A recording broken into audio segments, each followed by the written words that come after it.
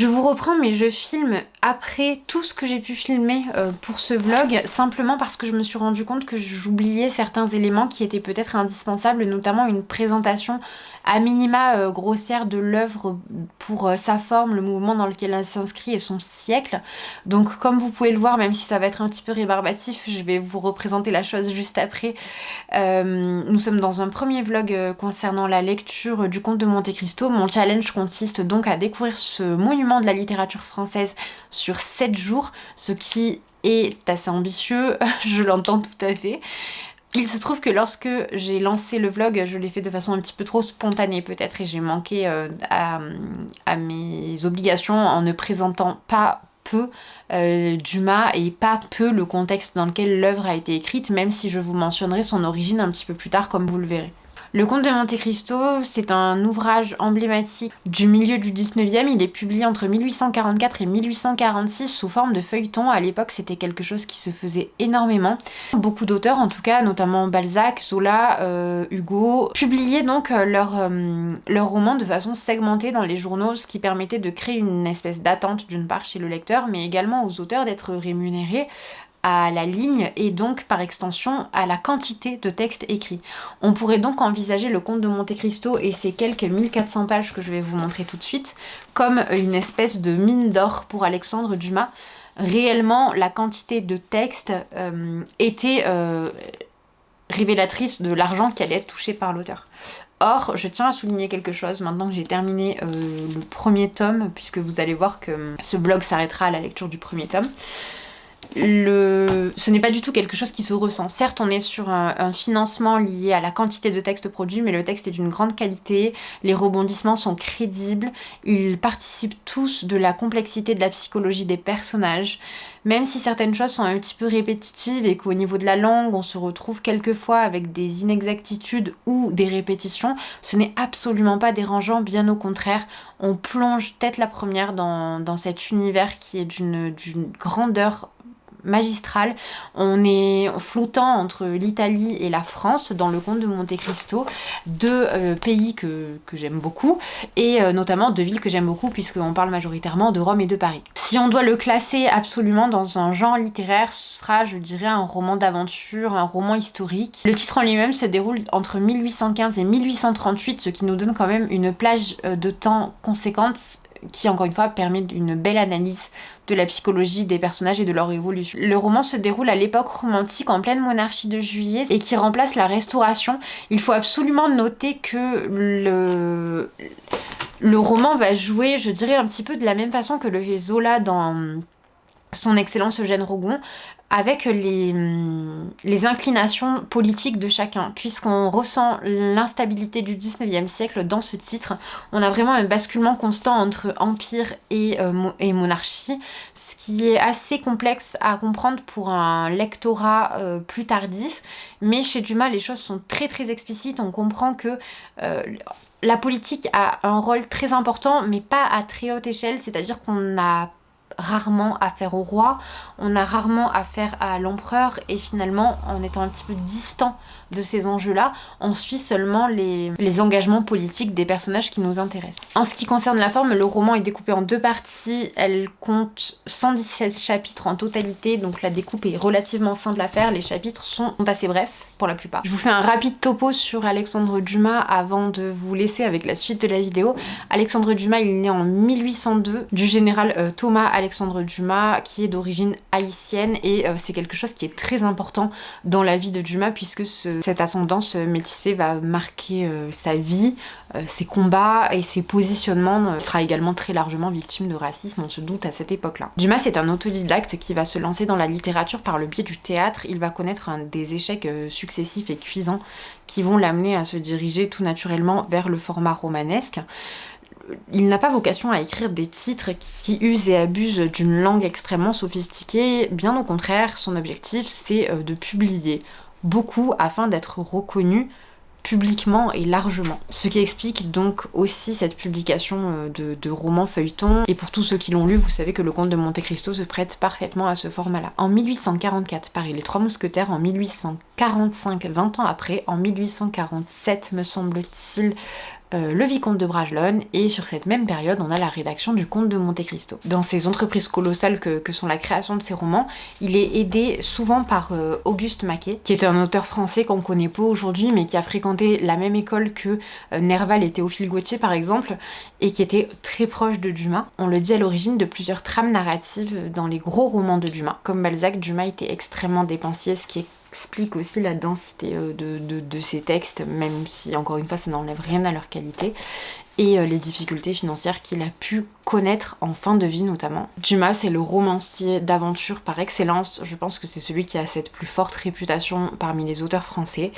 Et pour terminer un petit peu cette parenthèse, il est rentré au Panthéon en 2002, ce qui était le signe de la reconnaissance de la nation pour le travail qu'il avait pu accomplir dans le milieu des lettres. Cette petite introduction scolaire étant terminée, je vous laisse avec la suite du vlog. Salut à tous, j'espère que vous allez bien. Je vous retrouve aujourd'hui pour un nouveau concept de vidéo et je m'excuse d'avance pour le bazar que vous avez en fond de vidéo. J'ai beaucoup de choses à filmer, tout a été stocké ici pour le moment, donc effectivement ça ne donne pas quelque chose de très esthétique, mais quelque part peu importe. Je viens vous présenter donc un nouveau concept de vidéo comme je vous le disais, et je vais me permettre de me munir des documents nécessaires, puisque j'ai décidé, comme vous l'avez peut-être vu dans ma pile à lire de l'été, et dans ma pile à lire annuelle d'ailleurs, de me lancer dans la lecture du Comte de Monte Cristo d'Alexandre Dumas. C'est un roman emblématique du 19e siècle dont on entend énormément parler sur les réseaux sociaux, qui a connu également un grand succès au 19e siècle lors de sa parution en roman feuilleton. J'avais envie de découvrir ce titre depuis bien longtemps puisque, comme je vous le disais, son essor sur les réseaux ne date pas d'hier, mais bien évidemment il a été, je dirais, maximisé encore par la sortie en salle l'année passée du Comte de Monte Cristo, donc l'adaptation cinématographique avec Paul Ninet. Bref, je ne m'étais jamais lancée jusque-là, c'est quelque chose que je retarde en permanence. J'ai décidé absolument cette année de lire 3 grandes œuvres, grandes par leur notoriété d'une part, mais également grandes par leur nombre de pages. Donc la première, c'est le Comte de Monte Cristo. Des vidéos suivront sur ce format-là. Pour vous donner un ordre d'idée, j'aimerais au minimum cette année pouvoir vous proposer une vidéo de ce type-là, alors peut-être pas sur la même durée, mais de ce type-là, sur Les Misérables, et sur la trilogie de Huysmans, que je souhaite relire cette année, donc avec Là-bas, À rebours et En route. Bref, c'était la petite parenthèse. Je vous explique le concept. J'ai donc choisi cette édition-là du Comte de Monte Cristo. Je vais vous chercher le premier tome. Donc cette édition là, donc c'est l'édition Folio. J'ai transmis à ChatGPT qui m'a construit mon plan de lecture, l'édition avec laquelle je souhaitais découvrir le titre. Et donc à partir de là, j'ai eu une découpe logique. Cette découpe, je l'ai voulu sur 7 jours. Ce vlog va donc durer 7 jours. Chaque jour, je vais découvrir une partie du Comte de Monte Cristo. Je triche un petit peu puisque je fais l'ouverture de ce vlog après avoir lu les 200 premières pages du premier tome. Donc je vous présente ici le concept et j'attendrai peut-être un petit peu parce que je dois partir faire des courses. Je vous présenterai ensuite donc ce que j'ai pu lire dans les 200 premières pages du Comte de Monte Cristo. À voir si j'ai le temps d'ailleurs, peut-être que je pourrais le faire immédiatement. Alors, la structure. J'ai donc généré, alors via Canva, parce que c'est via Canva que je travaille. Malheureusement, mon imprimante ne produisant pas de copie recto verso, voilà, j'en suis tenue à avoir des feuilles individuelles. Donc ce que j'ai fait, c'est, et d'ailleurs c'est quelque chose que je reproduirai pour les titres suivants, en tout cas pour ce type de vidéo, c'est que donc je me suis fait une petite fiche générale de présentation avec donc le titre, l'auteur, l'année de parution, l'édition dans laquelle je lis les ouvrages également, puisque je souhaite pouvoir m'y retrouver si un jour j'ai besoin de faire appel à mes connaissances concernant l'ouvrage. Il faut que j'ai l'ouvrage de référence avec lequel j'ai travaillé, le nombre de volumes, le nombre de pages, le genre auquel l'ouvrage correspond, le lieu et l'époque où se déroule la majorité de l'intrigue, donc ici c'est scindé en plusieurs parties, et enfin le nombre de chapitres. Ensuite, j'avais envie personnellement d'avoir un petit peu de contexte historique et littéraire, donc j'ai recontextualisé un petit peu l'idée de la monarchie de Juillet, puisque c'est le moment de la rédaction donc du comte de Monte Cristo. Et également j'ai noté alors une petite histoire que je connaissais déjà, mais j'ai fait des recherches approfondies sur l'origine donc de l'histoire de Monte Cristo. Pour vous donner un ordre d'idée donc de ce que j'ai pu noter, l'histoire du comte de Monte Cristo elle est inspirée d'un fait divers qui concerne un homme nommé Pierre Picot qui a été victime donc d'une trahison. C'est un jeune cordonnier à Nîmes qui était fiancé à une riche jeune femme, donc à une femme d'une classe sociale supérieure à la sienne. 3 de ses amis l'ont dénoncé aux autorités sous prétexte qu'il aurait été donc espion pour la cour anglaise et il a été arrêté et emprisonné pendant 7 ans. En prison, il se lie d'amitié avec un ecclésiastique italien mourant qui lui confie l'existence d'un trésor. Après sa libération, Picot retrouve le trésor et devient très riche. Il consacre alors sa vie à se venger méthodiquement des traîtres. L'un est assassiné, l'autre ruiné, le troisième manipulé jusqu'à la folie. Picot meurt assassiné par un complice de ses ennemis. Je me suis fait un résumé ultra court. D'ailleurs, j'ai écrit résumé ultra court, même si ce n'est pas très littéraire. J'ai souligné les thèmes majeurs, même si je pense que je n'en ai pas vraiment besoin. C'est une œuvre qui, même de notoriété, sa notoriété permet d'embrasser déjà très largement tout à la fois son contexte, ses thématiques et même ses personnages. Et ensuite, donc voilà, j'ai fait un petit récapitulatif des personnages classés donc selon leur alignement, entre guillemets, donc pour reprendre un petit peu le jargon du jeu de rôle, puisque je les ai classés donc en fonction de si ils étaient alliés ou ennemis d'Edmond Dantès.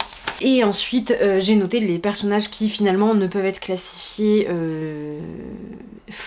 alors, qui peuvent être classifiés comme alliés, parce que je pense notamment au père d'Edmond Dantès que j'ai choisi de classer dans... C'est plus une victime collatérale, je dirais, de ce qui va arriver à son fils. Voilà, en gros, ça c'est pour ma petite fiche. Ce qui nous intéresse, nous, après cette grosse digression, je suis déjà à 7 minutes de parole, classification que j'ai choisie. Donc ça par contre, je l'ai fait générer intégralement par ChatGPT. Donc, je souhaitais une découpe en 7 jours. Donc je souhaitais lire la totalité de l'œuvre, enfin je souhaite lire la totalité de l'œuvre en 7 jours. Ce qui nous donne donc une approximation en nombre de pages de 200 pages par jour. Je souligne, c'est une approximation. Il y a des jours où il y en a un petit peu plus, d'autres un petit peu moins, logiquement. Jour 1, j'étais censée lire du chapitre 1 au chapitre 18. Donc on en parlera un petit peu plus tard. Et alors ça pour le coup, ChatGPT me l'a généré automatiquement. Je l'ai gardé parce que je trouvais que c'était plutôt sympa. Le résumé de ce qui se passe dans des grands moments de ces chapitres-là. Il se trouve que donc, comme je vous le disais, que j'ai déjà terminé donc, ma lecture de cette première partie que je devais lire, donc du jour 1. Dans ce que j'ai lu, on a donc le retour d'Edmond Dantès d'une mission en mer. Tout lui réussit finalement à ce jeune homme, puisque on le nomme capitaine d'un navire détenu donc par Monsieur Morel. À son retour à Marseille, il doit également épouser une très belle jeune fille qui se nomme Mercedes. Il est tout juste âgé de 19 ans. La vie lui ouvre grand ses portes. La réussite est à ses pieds. Malheureusement, cette réussite à venir crée des envieux qui vont œuvrer à son malheur de façon très active et parvenir à leur fin, puisque dès les tout premiers chapitres, il me semble qu'à partir du chapitre 5, peut-être 6, on commence à avoir l'émergence de la problématique de fond qui va vraiment mettre un terme à l'existence d'Edmond Dantès tel qu'il la connaissait. Il va être accusé de conspiration contre Louis XVIII et d'avoir été partisan avec l'empereur. Ceux qui devaient le défendre, puisque plusieurs devaient le défendre, ne respectent pas leurs engagements. Et Edmond Dantès va se retrouver emprisonné au château d'If. Le château d'If, c'est... Alors j'essaie peut-être de vous mettre une illustration par ici, j'imagine que ça se trouve assez facilement sur internet. C'est une prison au large de Marseille, donc dans les eaux méditerranéennes. En prison, Edmond va petit à petit perdre la tête puisqu'il est isolé de tout, qu'il n'a aucun accès à l'extérieur, qu'il est mal nourri, qu'il dort mal. D'ailleurs, c'est quelque chose que j'ai trouvé très intéressant dans le livre. Dumas prend quand même le temps de nous exposer cette psychologie de Dantès qui va radicalement changer durant son séjour en prison. Séjour qui dans sa totalité va durer 14 ans avant de réussir à s'échapper.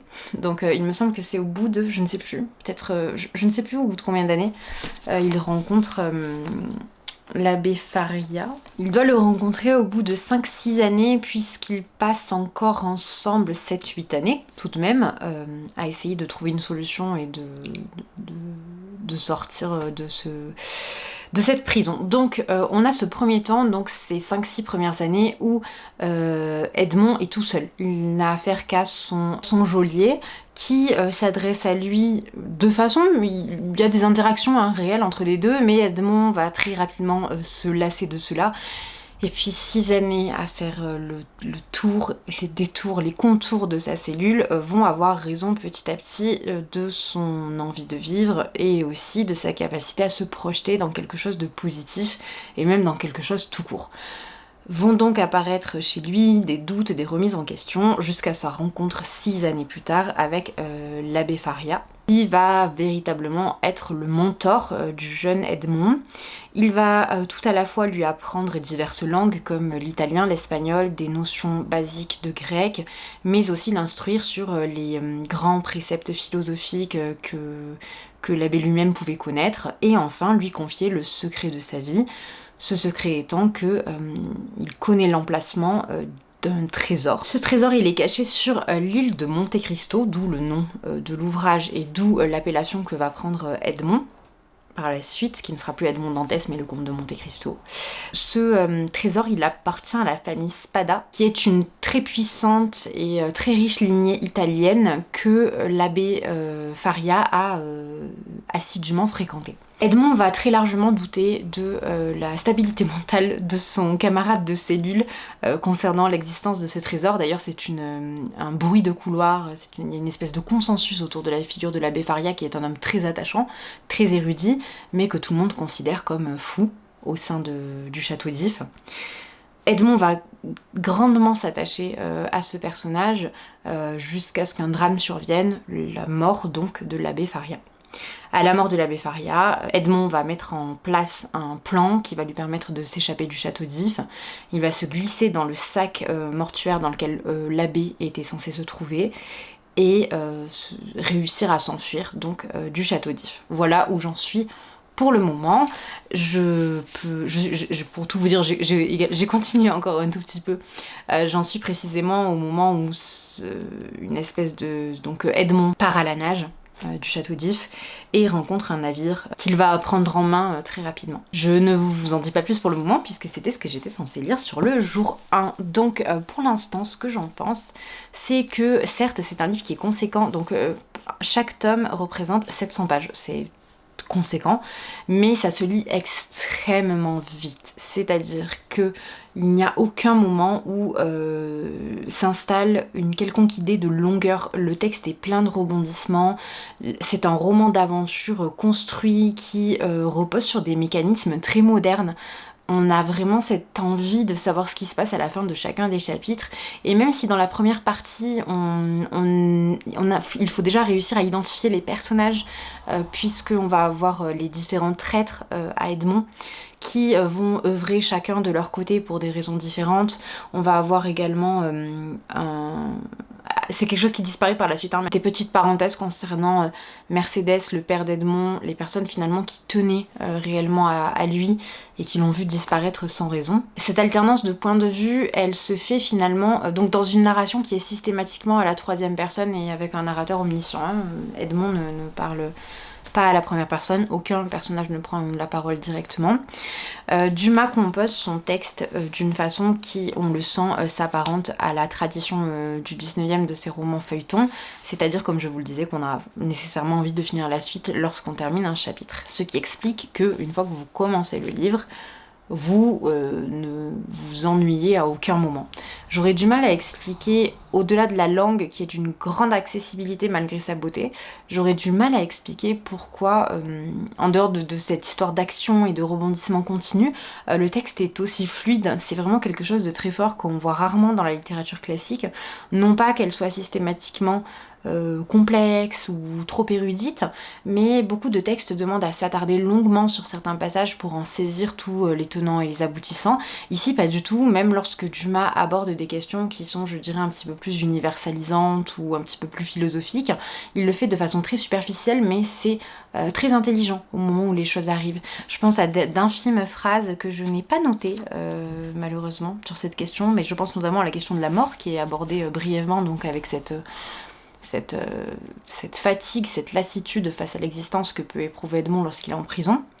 On a des tout petits paragraphes qui viennent expliciter ça d'une manière plus globale finalement, plus large que le but je dirais, de faire susciter au lecteur une forme d'empathie pour le personnage de Dantès. Le chapitrage bref est aussi d'une grande aide puisque sur donc 200... Alors je vous dis exactement, sur 203 pages, il y a déjà 19 chapitres, donc autant vous dire que vous pouvez faire des pauses très régulières si vous en ressentez le besoin. Vous n'êtes absolument pas terrassé par la tâche parce que cette césure entre les passages est finalement très aérée. On a le temps de faire des pauses, on a le temps de voir venir les choses, on a le temps de se reposer si besoin durant la lecture. Pour l'instant, c'est un très très bon roman. Je ne réinvente rien du tout en vous disant cela. Je peux juste simplement vous dire que je suis impatiente de connaître la suite et je reviendrai vous en dire plus lorsque j'aurai avancé ma lecture. J'espère que ce format vous plaît. En tout cas, n'hésitez pas à me dire en commentaire d'ores et déjà ce que vous en pensez, puisqu'on va s'attarder très longuement sur les titres abordés, puisque systématiquement ce sera un ouvrage un seul, alors même s'il est gargantuesque. Je dirais que cela peut nous permettre de rentrer plus assidûment dans l'analyse du roman. Donc je vous montre un petit peu ma façon d'annoter sur ce titre-là, même si j'ai l'impression qu'on voit assez mal. J'ai refait une liste des personnages ici au cas où, vraiment si je m'y replonge à un moment donné. Et ensuite donc j'ai fait un petit code couleur avec la mention des différents lieux. Alors c'était assez sommaire au départ, finalement j'ai largement élargi mon annotation. J'ai noté les sentiments et notamment l'émergence de l'idée d'une vengeance. Dans le cœur du personnage de Dantès. Les différents personnages, voilà, donc j'ai une couleur pour chacune des choses que je viens de vous mentionner. J'ai également, alors je n'ai pas pris de post-it pour suivre la chronologie, j'ai simplement travaillé au surligneur. Mais c'était suffisant. Donc je vous ai résumé rapidement ce que j'avais fait, je vous ai expliqué très légèrement ma classification, ma façon d'annoter ce titre-là. Maintenant juste un petit point, donc du chapitre 1 au chapitre 5, nous suivons le retour d'Edmond suite donc à une mission qu'il mène, donc il est sur un bateau qui se nomme le Pharaon, venant de Smyrne et de Naples, donc d'Italie. Et dès le premier chapitre, on voit que Edmond est loué pour ses talents de navigateur. Et c'est d'ailleurs ce qui lui donnera la place de... Le capitaine donc de ce bateau. Dantès a toute la confiance de Monsieur Morel, qui est donc l'armateur qui va donner sa chance à Edmond. Le premier chapitre se consacre donc au retour d'Edmond et à son ascension, donc puisqu'il de matelot il passe à capitaine. On voit également dans ce chapitre-là l'émergence d'une jalousie vraiment irrépressible de Danglars envers Dantès. Ensuite, dans le chapitre 2, on suit le retour d'Edmond vers son père. Dans le chapitre 3, qui se nomme Les Catalans, on découvre Mercédès ainsi que son cousin, donc son cousin c'est Fernand, qui est là aussi très largement jaloux de Dantès puisque fou amoureux de Mercédès, qu'il rêve d'épouser mais qui doit se résoudre à cacher cet amour pour que Mercédès soit heureuse et vive pleinement son amour avec Edmond, donc ça c'est à l'initiale. Et ensuite on a donc d'autres protagonistes qui vont œuvrer contre Edmond, c'est un véritable complot, d'ailleurs le chapitre 4 se nomme Complot. À partir d'ici on rentre vraiment dans la machination, dans le calcul froid et pernicieux qui va donc encore une fois mener à la perte d'Edmond. Donc dans les personnages qui œuvrent radicalement dès ces 4-5 premiers chapitres contre Edmond, nous avons Fernand, le cousin de Mercédès que j'évoquais, Danglars qui est à l'initiale, en tout cas qui est le rival professionnel je dirais d'Edmond. Il est à l'origine de la lettre anonyme qui va être donnée au procureur. Je pense que je vous ai tout dit pour le moment, je reviendrai vers vous lorsque j'aurai continué ma lecture et encore une fois d'ici là n'hésitez pas à me dire ce que vous pensez de ce format là, ça me fera très plaisir de vous lire. Je vous retrouve pour ce deuxième jour du challenge que je me suis lancée, à savoir lire le Comte de Monte Cristo en 2 jours. J'ai bien terminé la lecture des chapitres imposés pour cette journée. Je suis donc rendue à la page 458 au chapitre qui se nomme Les catacombes de Saint-Sébastien. Je vous ai quitté donc hier au chapitre très exactement, je revienne dessus, le trésor, qui est le moment de la révélation de l'abbé Faria à Edmond concernant la position du trésor de la famille Spada. Cette révélation a été suivie, mais je crois que je vous en avais parlé un petit peu parce que j'ai un petit peu triché, je me suis un petit peu plus avancée hier comme j'y avais du temps. Donc par la mort de l'abbé Faria. D'ailleurs, il faut vraiment que je fasse un disclaimer en début de vidéo parce qu'effectivement, je vais spoiler éhontément ce titre puisque c'est un vlog dédié. J'en suis navrée et je vais essayer de rentrer plus précisément dans les détails après parce que je trouve qu'hier, j'ai abordé les choses de façon extrêmement maladroite.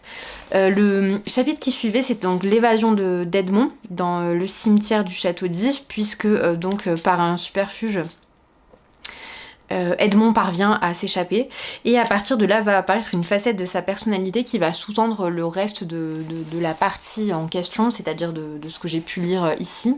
C'est la faculté d'Edmond à s'attacher à des protagonistes qui sont des rebuts de la société et je pense notamment très très très largement au profil des brigands, des bandits ou des personnes qui ont été marginalisées à un moment donné pour diverses raisons. Cet attachement que Edmond va réussir à créer par le biais d'une part de l'argent à l'initiale, puis ensuite de son tempérament, de sa fidélité et de ses engagements respectés, va vraiment révéler énormément de choses sur son évolution puisque je dirais qu'on arrive à un stade charnière et passerelle où nous ne sommes plus en face d'Edmond Dantès, où nous ne sommes plus en face d'Edmond Dantès, nous sommes bel et bien en face du comte de Monte Cristo, qui arrive à aborder une posture froide quand c'est nécessaire, une posture hautaine quand ça l'est autrement, et qui, par le biais de cette instruction que lui a donnée l'abbé Faria, va pouvoir s'illustrer brillamment dans toutes les classes et toutes les castes sociales. Donc lors de son évasion, la première chose remarquable qu'il fait, c'est de réussir à s'intégrer au sein d'un équipage et d'accoster enfin sur l'île de Monte Cristo. Là aussi, par le biais d'une ruse, il va convaincre ses camarades qu'il s'est blessé et les convaincre de l'abandonner sur place. Puis sur place, il va partir à la recherche de ce fameux trésor que l'abbé Faria lui avait dit être donc caché dans les grottes de l'île de Monte Cristo. Les descriptions de Dumas sont vraiment très intéressantes à ce moment-là, donc je suis au chapitre 23, l'île de Monte Cristo. Vers 5h du soir, on eut la vue complète de l'île. On en apercevait les moindres détails grâce à cette limpidité atmosphérique qui est particulière à la lumière que versent les rayons du soleil à son déclin.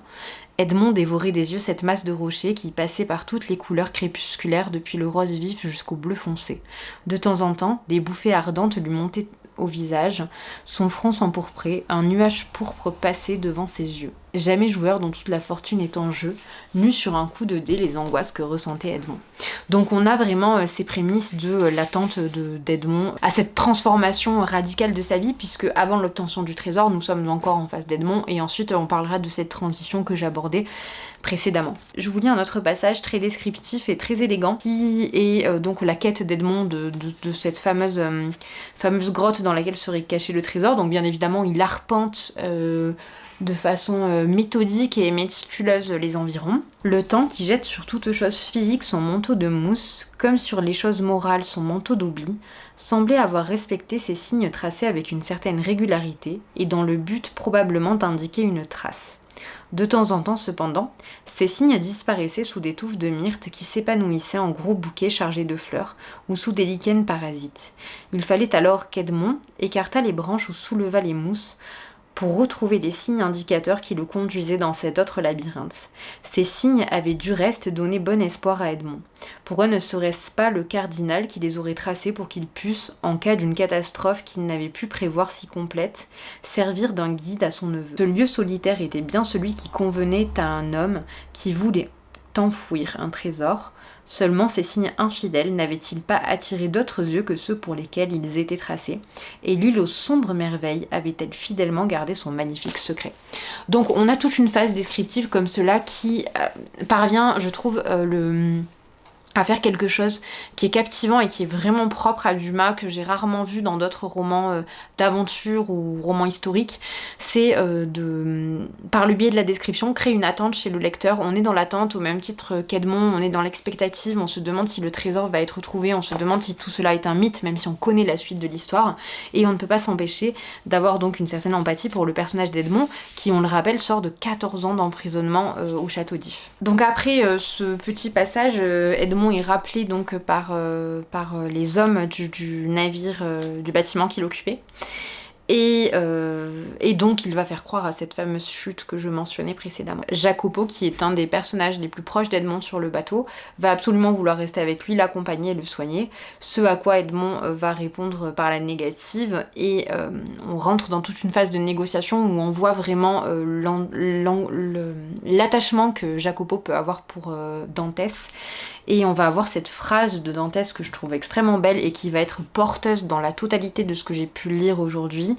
C'est étrange, murmura Dantès en riant, que ce soit parmi de pareils hommes que l'on trouve des preuves d'amitié et des actes de dévouement. C'est ce qu'on va trouver dans toute cette partie que j'ai lue aujourd'hui. Donc une fois que ses camarades sont partis, Dantès va arpenter l'île et finir par trouver, bien évidemment, ce trésor. Et ensuite on va rentrer dans une phase qui est assez brève, qui est la phase de récompense. La phase dans laquelle Edmond va aller à la rencontre de son passé et découvrir ce qui a pu arriver aux personnes qui l'accompagnaient, qui l'aimaient, en quelles il avait confiance. Donc nous sommes sur le chapitre 25, l'inconnu. Il me semble que c'est donc on a sauté un chapitre, c'était le chapitre éblouissement, mais c'est la découverte du trésor.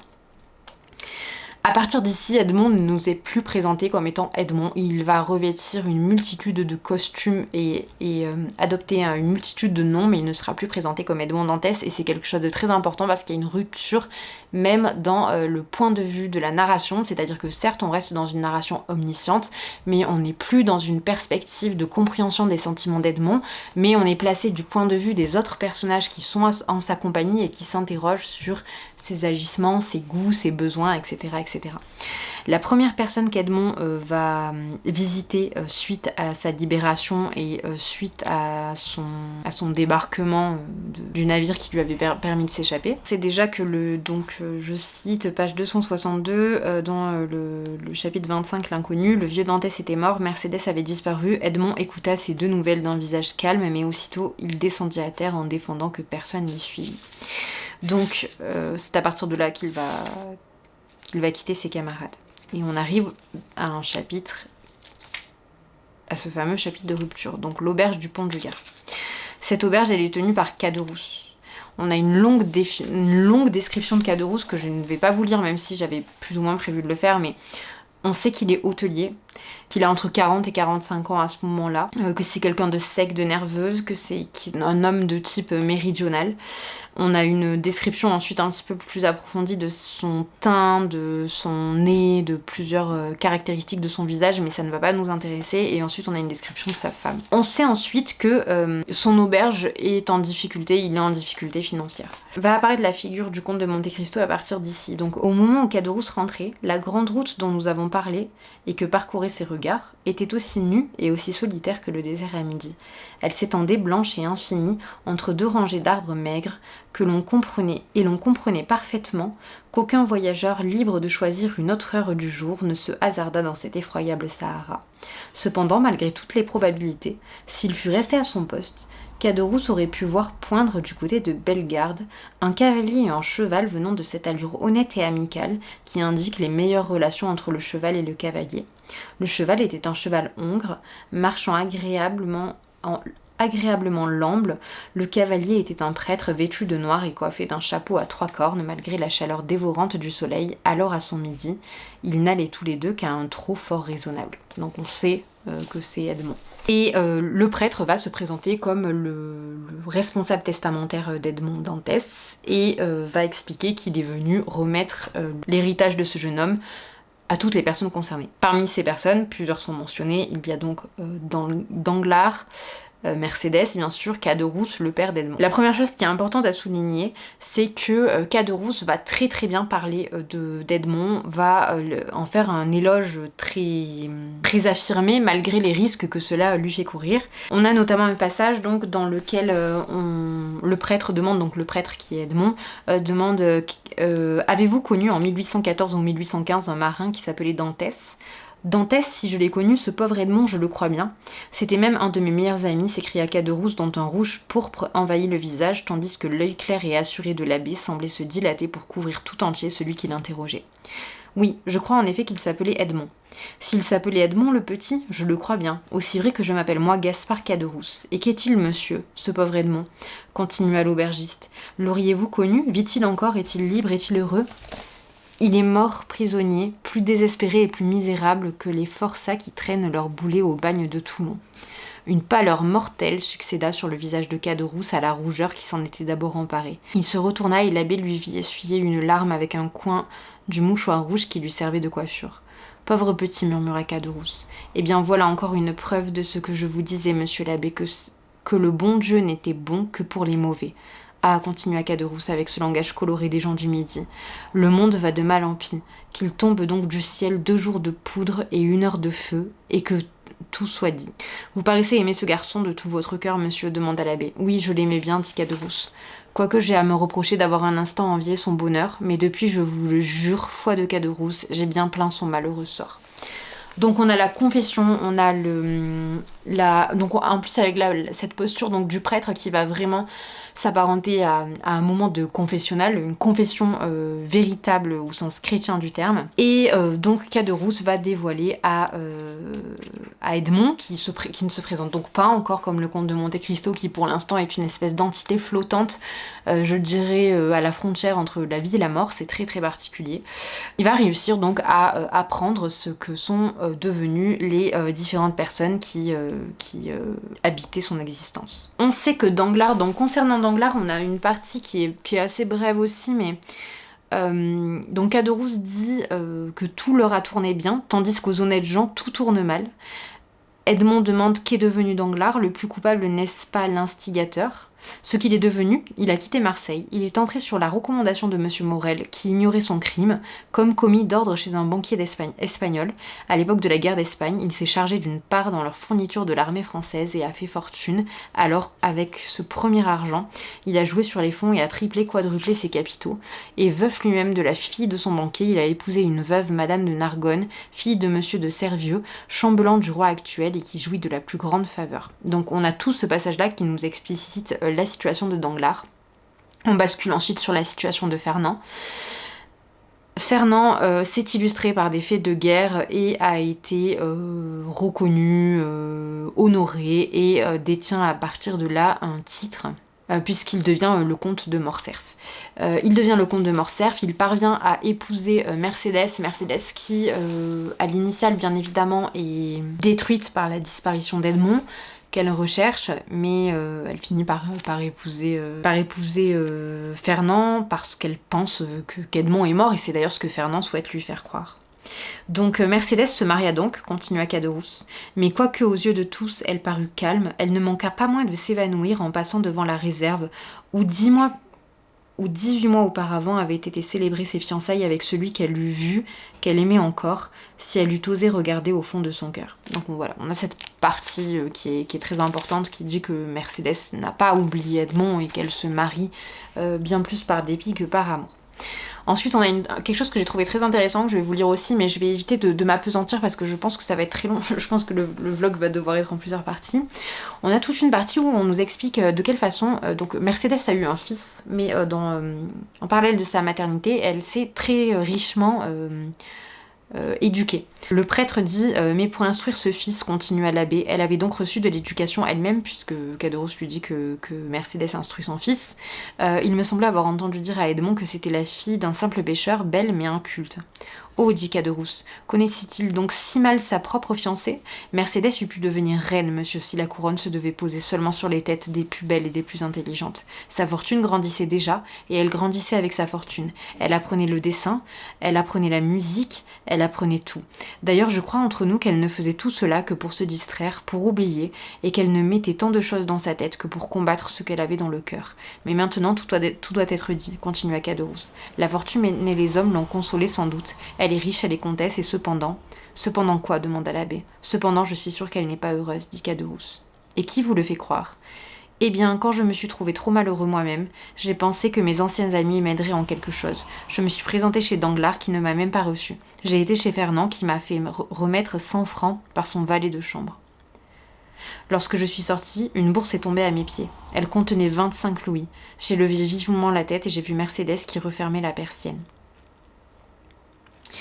Donc on voit que le traitement de Mercédès est très différent du traitement de Danglars et de Fernand, puisque Mercédès, il y a vraiment cette construction en miroir avec Edmond qui, durant tout son temps d'emprisonnement avec l'abbé Faria, donc durant les 8 années qui lui restaient d'emprisonnement après les 6 années qu'il a passées tout seul, s'est richement instruit, a appris à parler diverses langues, l'italien, l'espagnol, le grec, a appris bon nombre de choses en matière de philosophie, en matière d'économie, en matière d'absolument tout. Et Mercédès s'est attelée aux mêmes tâches et avec la même rigueur, la même discipline, ce qui fait qu'on voit que ces personnages finalement changent, évoluent et surtout ont occupé leur esprit par le biais de la stimulation intellectuelle. Et ça, je trouvais que c'était intéressant. Donc, Dantès donne un diamant à Caderousse pour l'aider et pour le remercier un petit peu des informations qu'il a récupérées. Ensuite, on a tout un passage que je vais sauter parce que je n'ai pas grand chose à en dire, même si c'est un passage très touchant. On va avoir... on est encore dans ce temps d'accalmie où Dantès va remercier les personnes qui lui sont restées fidèles, et bien évidemment celui qui lui est resté fidèle en toute épreuve et quoi qu'il arrive, c'est Morel, donc l'armateur qu'il avait employé et qui souhaitait le voir devenir capitaine du Pharaon, donc de son bateau. Morel est dans une position financière extrêmement difficile et par une combine bien spécifique, plusieurs combines bien spécifiques, Edmond va parvenir à rembourser la totalité de ses dettes et à permettre à cet homme de conserver son honneur, parce que c'est un homme d'honneur qui est prêt même à aller jusqu'au suicide pour ne pas perdre la face devant ceux qui ont pu le côtoyer. À la fin de ce chapitre, donc à la fin de l'œuvre d'Edmond en faveur de Morel, nous avons l'amorce qui va venir créer une rupture nette. Là, on était dans une rupture, je dirais, plus fantomatique. On avait un Edmond qui disparaissait sous les traits grimés de divers personnages. Là, Edmond va véritablement devenir le comte de Monte Cristo à partir d'ici, avec donc cette fin de chapitre, donc cette fin du chapitre 30, qui nous dit... Et maintenant, dit l'homme inconnu qui est donc Edmond, adieu bonté, humanité, reconnaissance, adieu à tous les sentiments qui épanouissent le cœur, je me suis substitué à la providence pour récompenser les bons, que le Dieu vengeur me cède de sa place pour punir les méchants. À ces mots, il fit un signal, et comme s'il n'eût attendu que ce signal pour partir, le yacht prit aussitôt la mer. Donc Edmond a récompensé tous ceux qui avaient été bons avec lui, et à partir de maintenant, il va s'adonner pleinement à sa vengeance. On rentre ensuite dans des chapitres sur lesquels je ne vais peut-être pas autant épiloguer. Ça va être donc la rencontre entre Franz et... Franz, qui est un personnage que je trouve hyper intéressant et qui n'a pas été mis dans l'adaptation, la dernière adaptation avec Pierre Ninet. Mais j'entends tout à fait, il y a tellement de personnages dans le conte de Monte Cristo que ça devient compliqué. Donc cette rencontre, elle se passe d'une manière presque onirique et chimérique. Le comte de Monte Cristo se fait appeler à ce moment-là Simbad, donc en référence au marin des Mille et Une Nuits. Il fait consommer du hashish à Franz, qui est donc un très grand ami d'Albert de Morcerf, qui est le fils de Fernand de Morcerf et de Mercédès. Donc on comprend déjà qu'Edmond est en train de poser les briques successives qui vont lui permettre d'arriver à ses fins et de retrouver donc ceux qui ont pu le trahir. Le personnage d'Albert, il nous est présenté d'une façon donc d'Albert de Morcerf, à la différence de Franz d'ailleurs, qui est présenté comme un personnage qui est beaucoup plus dans l'analyse, dans le... Vous allez le voir plus tard, je vous parlerai dans la psychologie, mais je vous en parlerai un petit peu plus. Albert de Morcerf, lui, il est présenté par le biais de phrases qui sont assez succinctes et qui traitent exclusivement d'argent ou de possession matérielle, dans en tout cas les premières choses qui sont posées le concernant. On a notamment ce passage dans lequel les deux amis veulent trouver une calèche et des chevaux pour arpenter les rues de Rome lors du carnaval. L'hôtelier qui est avec eux leur dit qu'il est absolument impossible dans le temps qu'il reste, c'est-à-dire quelques heures, de trouver une calèche disponible puisque le carnaval de Rome entraîne la venue d'une multitude de personnes. Ce à quoi Albert de Morcerf ne cesse de répondre que l'argent suffit, et notamment avec cette réplique-là: soyez tranquille cher ami, ils viendront tout seuls, il ne s'agira que d'y mettre le prix. Et Morcerf, avec cette admirable philosophie qui ne croit rien d'impossible tant qu'elle sent sa bourse ronde ou son portefeuille garni, soupa, se coucha, s'endormit sur les deux oreilles et rêva qu'il courait le carnaval dans une calèche à 6 chevaux. Donc on est vraiment sur un personnage qui nous est amené d'une manière extrêmement superficielle dès le début, et cela ne sera pas différent. On va le voir comme étant capricieux, comme étant imbu de lui-même, et comme étant parfois même malpoli avec ceux qui sont près de lui. La personnalité de Morcerf, elle est encore soulignée donc dans une phrase que je vous lis. À Paris, c'est bien plus commode, quand cela ne se peut pas, on paye le double et l'on a à l'instant même ce que l'on demande. J'entends dire cela à tous les Français, dit Maître Pastrini, qui est donc l'hôtelier, un peu piqué, ce qui fait que je ne comprends pas comment il voyage. Voilà. Donc il y a vraiment cette idée que voilà, là en l'occurrence, Morcerf se place comme supérieur parce qu'il est français et parce qu'en France les choses se passent différemment. Alors, ensuite, il souhaite donc se rendre je crois que c'est à une pièce de théâtre à ce moment-là, en arpentant des rues qui sont plus ou moins dangereuses. Et à partir de là, on arrive sur une histoire que j'ai trouvée géniale. C'est l'histoire de Luigi Vampa, qui est un bandit. Luigi Vampa, à l'initiale, c'est un petit berger qui est amoureux d'une jeune fille qui s'appelle Thérèse. Et qui un jour, je vous saute bon nombre de passages, hein, mais qui un jour va se rendre à un bal avec Thérèse, qui est réputée pour être extrêmement belle. Thérèse va être approchée par la haute société, et Vampa, ne supportant pas de la voir s'approcher de d'autres hommes, va lui demander si son plus grand souhait serait finalement de se rapprocher de cette caste sociale, ce à quoi elle va répondre oui, et c'est par le biais de la toilette d'une comtesse qui était présente. Donc il va voler, Vampa va voler la tenue de la comtesse ainsi que ses bijoux pour les remettre à Teresa, qui va donc être extrêmement contente. Et à ce moment-là va arriver un homme. Cet homme, c'est le chef d'un groupe de bandits. Donc c'est Cucumetto qui demande à être caché dans une grotte parce qu'il est poursuivi par la police, ce que Vampa va accepter. Suite à ça, quelques années plus tard ou quelques mois plus tard, l'homme va revenir et essayer d'enlever Teresa. Vampa va le tuer. Et comme il est chef de bandit, Vampa va faire quelque chose d'extrêmement audacieux, qui en dit long sur sa personnalité et qui, je trouve, suscite nécessairement l'intérêt du lecteur. Il va se rendre auprès du groupe de personnages, du groupe de bandits. Il va leur dire: je viens vous demander à être votre capitaine. Les bandits éclatèrent de rire. Et qu'as-tu fait pour aspirer à cet honneur, demanda le lieutenant. J'ai tué votre chef Cucumetto, dont voici la dépouille, dit Luigi. Et j'ai mis le feu à la villa de San Felice pour donner une robe de noces à ma fiancée. 1 heure après, Luigi Vampa était élu capitaine en remplaçant de Cucumetto. Voilà. Alors, je trouvais que c'est dit de façon extrêmement simple, mais c'est tout de même très intéressant. Et donc tout ce qu'on sait à ce moment-là sur ce personnage, c'est qu'il arpente librement les rues et qu'il met les autres en danger, et notamment les jeunes hommes parisiens qui ne sont pas aguerris concernant les rues romaines. Mais les deux jeunes hommes ne vont pas écouter et vont tout de même décider de prendre ces rues-là. Arrive ensuite un petit passage au théâtre dans lequel on voit pour la première fois, alors j'imagine parce que ce n'est pas dit explicitement, mais où Franz va apercevoir donc le comte de Monte Cristo en charmante compagnie, puisqu'il est avec, je pense que c'est Haydée, que je vous mettrai en photo ici si vous avez vu le film. Et Franz va immédiatement développer un attrait incroyable pour cette jeune fille qui va le passionner. Il est accompagné de d'une comtesse qui est effrayée par le personnage d'Edmond et en fait du comte de Monte Cristo. Et à partir de là, le personnage donc, qui s'était déjà présenté comme Simbad au préalable, donc on reste dans quelque chose d'un petit peu mystique, fantastique et de l'ordre du conte, elle va le voir comme un vampire, parce qu'elle a l'impression que, voilà, il a le teint extrêmement blanc, il a l'impression de ne pas...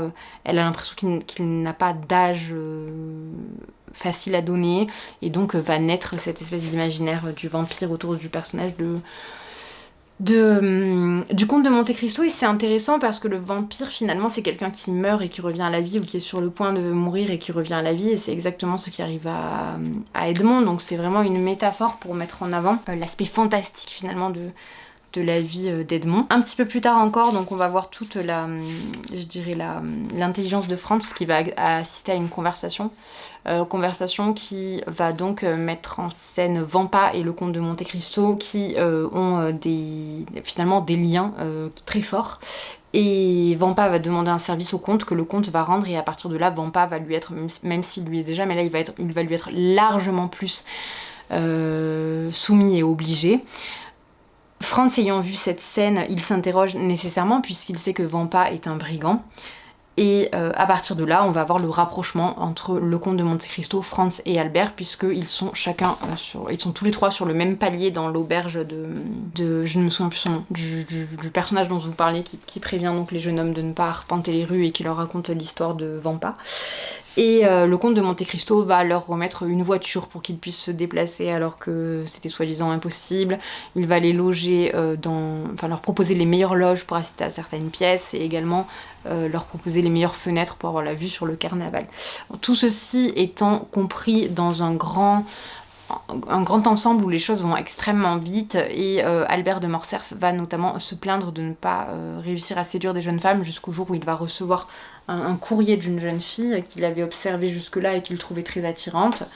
Et là où j'en suis, la fin, c'est la réception de ce mot et le départ d'Albert de Morcerf pour sa rencontre avec cette jeune fille qui, je me doute, sera un piège. J'espère que c'est assez clair quand je parle ainsi. Je sens que je parle énormément, je dis beaucoup de choses, donc pour vous ce n'est pas forcément agréable. Avant de clore la partie de ce que je voulais vous dire pour aujourd'hui, je vais vous lire un petit passage qui est une description du comte de Monte Cristo du point de vue de Franz, parce qu'on sent cette bascule entre les descriptions qu'on pouvait avoir en amont concernant Edmond et ce qu'il devient lorsqu'il est le comte. Franz s'était peu à peu habitué à cette pâleur du comte qui l'avait si fort frappé la première fois qu'il l'avait vu. Il ne pouvait s'empêcher de rendre justice à la beauté de sa tête sévère dont la pâleur était le seul défaut, ou peut-être la principale qualité. Véritable héros de Byron, Franz ne pouvait, nous ne dirons pas le voir, mais seulement songer à lui sans qu'il ne représentât ce visage sombre sur les épaules de Manfred ou sous la toque de Lara. Il avait ce pli du front qui indique la présence incessante d'une pensée amère. Il avait ses yeux ardents, qui lisent au plus profond des âmes. Il avait cette lèvre hautaine et moqueuse qui donne aux paroles qui s'en échappent ce caractère particulier qui fait qu'elles se gravent profondément dans la mémoire de ceux qui les écoutent. Le comte n'était plus jeune. Il avait 40 ans au moins.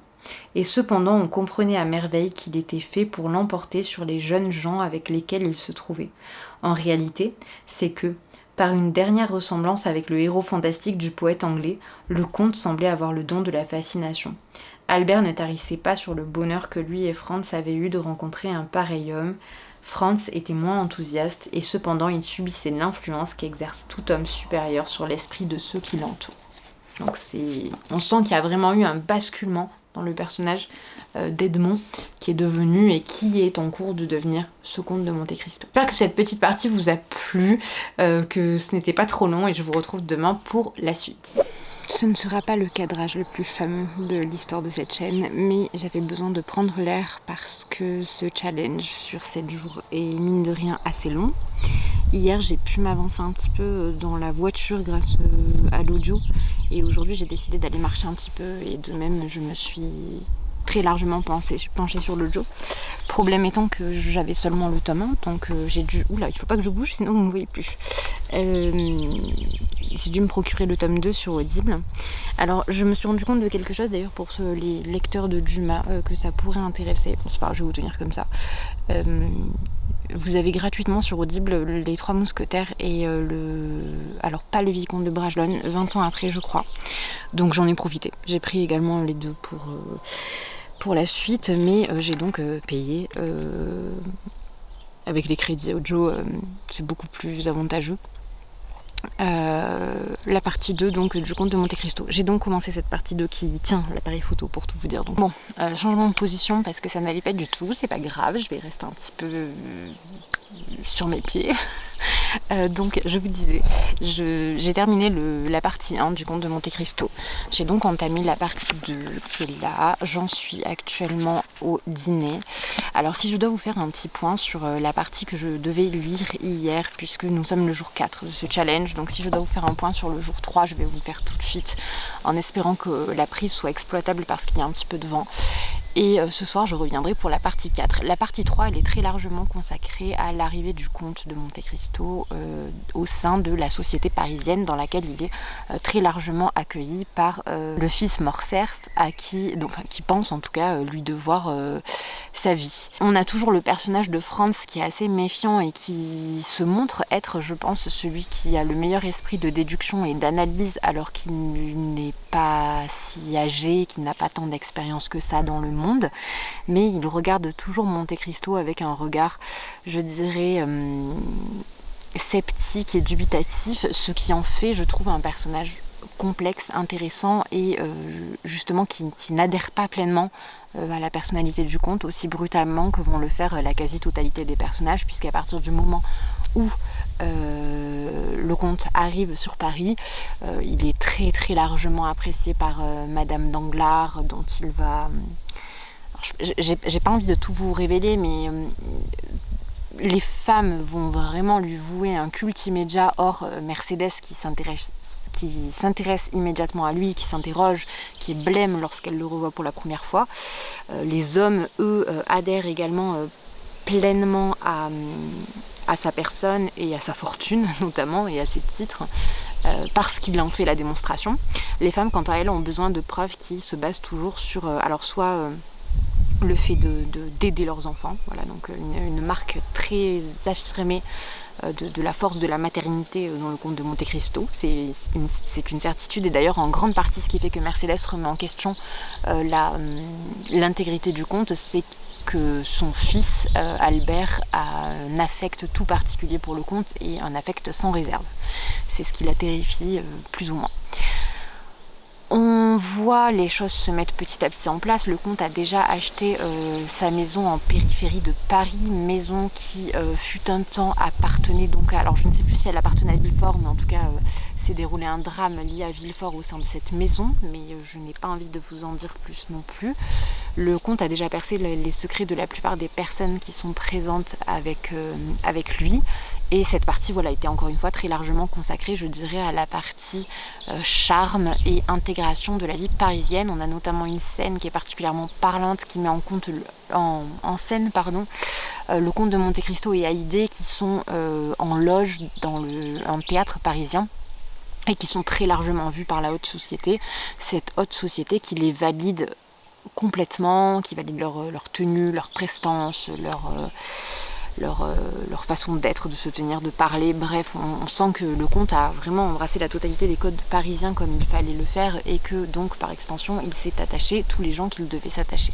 On va basculer maintenant dans la partie de la vengeance. Cette partie, elle est très largement contrebalancée tout de même par deux relations que je trouve très intéressantes. La première, c'est la relation de Valentine, qui est la fille de Villefort, avec son grand-père Noirtier. Je trouve que c'est une très très belle relation, extrêmement saine et extrêmement honnête. Et l'autre relation que je trouve très belle, c'est la relation que va créer le comte de Monte Cristo avec le fils Morel, donc le fils de l'armateur, qui là aussi lui voue un amour sans borne et qui ne repose sur rien de palpable, puisque le fils Morel ne sait rien des agissements d'Edmond. Simplement, immédiatement, il a ressenti un affect tout particulier pour cet homme, alors qu'il s'est bien évidemment validé par des petites actions. Et d'ailleurs, on voit l'apparition, je dirais, de l'alter ego du comte de Monte Cristo, qui est Donc son alter ego, c'est Lord Wilmore. Je mets juste ma veste parce qu'il ne fait pas chaud. Donc Lord Wilmore, c'est cet alter ego qui va œuvrer pour les gens plus démunis et pour les personnes... je dirais qu'il va œuvrer de façon plus saine, même si on est encore dans de la manigance, de la manipulation et des actes de vengeance, mais ce sont des actes de vengeance qui vont avoir pour résultante des conséquences positives pour des protagonistes qui ne sont pas... qui n'ont jamais fait de mal à Edmond lorsqu'il était pleinement lui-même, si je puis dire. On garde aussi dans cette partie, pour certains protagonistes, l'imaginaire autour d'un comte de Monte Cristo qui s'apparenterait à une créature fantastique, majoritairement un vampire, et ça j'aime beaucoup, parce que je pense que ça participe grandement de l'atmosphère mystique que le conte exerce sur les différents protagonistes. Maintenant, je voudrais faire un point parce que je me suis rendu compte de quelque chose. J'ai voulu faire ces vlogs sur le comte de Monte Cristo en abordant avec vous chaque partie chaque jour, et je me rends compte que d'un point de vue linguistique et que d'un point de vue stylistique de façon générale, il est très difficile de vous proposer quelque chose d'étudié parce que la langue de Dumas est volontairement répétitive parfois, simple, accessible, parce que ce qu'elle cherche à créer, ce n'est non pas la beauté littéraire par excellence, comme ça va être le cas chez Flaubert, mais bien plus la diction, le divertissement, et on sent qu'il y a une volonté de fidéliser le lecteur, ce que Dumas fait extrêmement bien, ce n'est pas ce que je remets en question. Et ça m'a donné l'idée de faire une recherche bien particulière. Lorsque je faisais mes études, que je consultais le Lagarde et Michard, je m'étais rendu compte que dans le Lagarde et Michard du 19e, il n'y avait aucune mention de Dumas, et je pense que ce qui justifie cette absence de ce personnage quand même emblématique de la littérature du 19e, c'est justement ce style qui est finalement beaucoup plus simple, je dirais, que celui de certains de ses contemporains, ce qui n'enlève en rien son génie. Mais je pense que même à l'époque de Lagarde et Michard, alors je vous mettrai par ici d'ailleurs, parce que je vous cite souvent ces livres, ce sont des ouvrages j'allais vous dire de théorie littéraire, pas du tout, d'histoire littéraire, qui retracent donc siècle par siècle les grands mouvements et qui reprennent certains extraits de grandes œuvres d'auteurs emblématiques. Dumas ne fait donc pas partie de cette sélection, et je pense qu'il ne fait pas partie de cette sélection parce qu'on était encore dans une époque où le roman feuilleton, le roman publié par segments et qui se voulait être un roman vendeur et divertissant, n'avait pas encore la reconnaissance qu'il a aujourd'hui. Aujourd'hui, Dumas, on en entend parler beaucoup plus largement, c'est un des auteurs français les plus vendus, mais je pense qu'il souffre encore d'un point de vue universitaire de cette problématique qui est qu'il est très difficile d'étudier Dumas d'un point de vue stylistique. Prendre à la main pour terminer parce que j'ai mal aux jambes. Donc je pense que voilà, qu'il y a cette difficulté-là qui est indéniable, parce que lorsque j'essaye de vous choisir des passages, soit les portions sont beaucoup trop longues. Je pense à un chapitre que j'ai trouvé incroyable pour ceux qui ont lu le livre, je ne sais pas si vous vous en rappelez. C'est la première rencontre entre le comte de Monte Cristo et Villefort. C'est un échange qui est hautement philosophique, qui a une portée qui se veut bien plus... Alors, elle est tout à la fois donc philosophique, politique, éthique, et elle soulève aussi quelque chose de l'ordre de la mythologie, parce que le conte se présente comme un personnage qui finalement ne peut pas être réfréné ou arrêté par quoi que ce soit. Et je dirais qu'en ça, à ce moment-là, il se présente comme une allégorie de la vengeance. C'est un chapitre qui tient tout de même sur une 30aine de pages, si je me rappelle bien, et qui est construit avec une rigueur stylistique qui n'est pas commune à tous les chapitres du Comte de Monte Cristo. Je m'explique. Il y a quelque chose de récurrent qui ne me dérange absolument pas, parce que c'est un ouvrage très divertissant, très qualitatif. Je ne risque pas de critiquer le Comte de Monte Cristo. Vraiment, je me régale. Sinon, je ne pourrais pas lire 1400 pages en un laps de temps si court. Mais il y a certaines répétitions qui viennent donc encore une fois de cette publication initiale en roman feuilleton. Je pense aux 6 faits qui sont extrêmement réguliers ou à certains chapitres dans lesquels vous avez une quinzaine de paragraphes qui commencent par cependant. Mais ces petites carences, je dirais qu'elles sont très facilement oubliables par le lecteur parce qu'on est emporté dans les phases d'action. Et finalement, les phases qui nous laissent contempler la beauté du style de Dumas, ce sont les phases plus contemplatives dans lesquelles l'intellect du conte peut être véritablement exploité, posé et présenté au lecteur. Et ce chapitre avec Villefort est l'an 2 et il n'y en a pas eu beaucoup pour l'instant, mais je pense que c'est normal. On a eu d'abord cette phase avec un Edmond qui se présentait comme, je dirais, l'incarnation d'une forme de candeur et de naïveté. Un jeune homme qui était prêt à jouir de la vie et de tout ce qu'elle avait à lui offrir, puis cette descente aux enfers et finalement cette mort d'Edmond qui va se réincarner et renaître dans le comte de Monte Cristo. Et maintenant on a le comte de Monte Cristo qui arrive avec l'aplomb de celui qui a appris, qui sait, qui connaît, qui s'est instruit et qui incarne donc, comme je vous le disais, à mon sens, cette allégorie de la vengeance sur bien des aspects. Et je pense qu'à partir de ce moment-là, il est beaucoup plus facile d'exploiter l'aspect philosophique de la chose, puisqu'on n'a plus un personnage présenté uniquement pour ce qu'il est en tant que personne, en tant que vécu, qu'expérience, mais on a une entité finalement qui va venir incarner cette idée. Donc, alors il y a plusieurs choses qui vont cohabiter. Je veux dire, ce serait hyper réducteur de dire que le comte de Monte Cristo n'incarne que la vengeance, alors qu'on dit souvent que c'est un roman qui parle de cela, mais c'est le cas, mais c'est aussi un roman d'aventure, c'est aussi un roman d'amour, c'est aussi un roman qui parle de la rédemption, qui parle de l'amitié, qui parle de la puissance des émotions humaines, qui parle de la mort, de la reconstruction, bref, tout un tas de thématiques. Vous vous doutez qu'en tant de pages et avec un auteur aussi érudit, il était difficile de se retrouver avec quelque chose de pauvre d'un point de vue intellectuel. Voilà, je pense qu'on rentre dans cette phase un petit peu plus théorique de Monte Cristo, mais je me trompe peut-être. En tout cas, j'ai beaucoup apprécié ce chapitre avec Villefort, qui est certainement un de mes préférés. Même si j'ai beaucoup aimé le minuscule chapitre d'introduction du personnage d'Aïdé, qui est le seul personnage finalement qui va venir assumer en face du conte la richesse de ses émotions qui ne sont absolument pas liées à sa fortune, à sa réussite ou quoi que ce soit. Elle a vraiment un affect et un attachement pour lui qui est très pur et qui fait écho au personnage d'Edmond à l'époque où il était encore libre, amoureux de Mercédès, futur capitaine du Pharaon. Et tout ça, c'est vrai que j'aime beaucoup, que c'est très bien pensé, mais voilà. Je suis désolée si ce vlog aura certainement un caractère décousu, parce qu'il est complexe de vous lire des passages. C'est ce que j'ai essayé de vous faire sur le 2e jour, mais ce sera peut-être un petit peu laborieux, donc à voir de quelle façon les choses vont se poursuivre. Je vais essayer de terminer ma 4e partie. J'en suis... Alors attendez.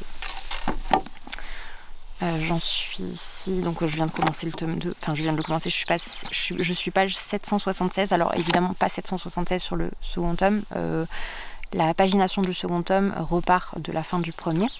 Donc il me reste combien de pages pour finir mon jour, en sachant qu'il me reste 10 km à marcher pour rentrer à la maison. J'en ai fait 10 à l'aller et j'ai pu écouter quand même pas mal de chapitres, et là il y en a 10 au retour. Mais je vais vous montrer ça, le temps est un petit peu couvert, je suis pas sûre de pouvoir les faire. Il faut que j'arrive à la page 877, donc il me reste pile poil 100 pages, ce serait parfait pour les 10 km qui me restent à faire. Mais voilà, le souci étant que voilà le temps qu'il fait tout de suite. Et c'est un petit peu commun à toute la vallée. Donc je ne sais pas encore si je m'essaie à rentrer à pied ou... Je pense que je vais m'essayer à rentrer à pied s'il y a un souci. Soit je m'arrêterai, soit je demanderai à ce qu'on vienne me récupérer. Voilà. Encore une fois, pardonnez la forme de ce vlog qui est très expérimental. J'espère qu'il vous plaît quand même, parce que j'essaie vraiment d'y mettre du mien. Mais je sens que je n'ai pas choisi le meilleur ouvrage pour me prêter à cet exercice. Ce qui en soi n'est pas grave, c'est un test intéressant. Mais je suis un petit peu inquiète de ce que ça donnera. Je verrai bien au montage. Autre chose que je tiens à vous préciser, mais je pense que je vais vous mettre un petit disclaimer en début de vlog. Je pense qu'il y aura deux la lecture du Comte de Monte Cristo, je la ferai en 2 parties. Là, on va arriver à la fin de la première partie. Je vais tourner une introduction, mais cette introduction, je la tournerai là en rentrant, donc elle sera tournée de façon postérieure, puisque le vlog est déjà bien entamé. J'ai peur que ce soit un petit peu rébarbatif, mais en même temps, il faut absolument que je vous contextualise la chose. Je me rends compte que je me suis lancée dans ce projet de façon peut-être un petit peu trop spontanée et enjouée, et que je n'ai donc absolument pas contextualisé, absolument pas présenté Dumas et la richesse de sa vie, parce que c'est quand même un sacré personnage. Je n'ai pas non plus pris le temps de le...